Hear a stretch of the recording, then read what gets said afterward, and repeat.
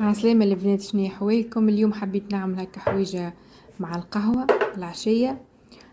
حاجة فيسع فيسع على الطيب وسهلة وبنينة، حتى فطور الصباح زاد نجم تفطروا بها. عملت كيس سكر، حطيت عليه كيس غير ربع زيت. تنجموا تزيدوا تعملوه زيادة بالزبدة، معناها كيس نص زبدة ونص زيت. وحطيت زوز سكر فاني، زدتها شوية ماء ورد، كنت تحبوا تحطوا زيت العطرشية.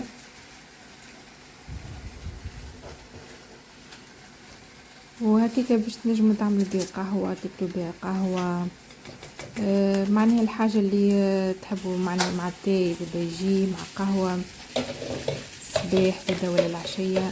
زدتهم كابتين عظم وخلطتهم،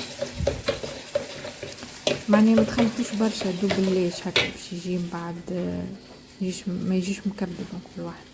زدتها كيس حليب باش يجي هشوش،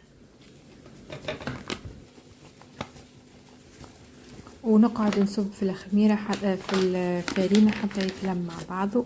بالطبيعة حطيت شوية في خميرة، أنا حطيت نص باكو. الباكو فيه 15 جرام، أنا حطيت نص، معناها 7 جرامات.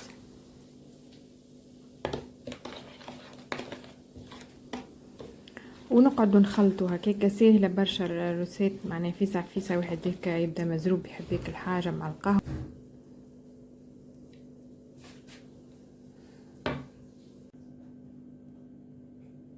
ومن بعد ما تلمت لي العجينه شديتها بشويه زيت، حطيتها هكاكا في الطبق كيما تحبوا تشكلوها. انا عملتها هكاكا ومن بعد قصيتها هكا صوابع صوابع. جات بنينه برشا وهشوشه.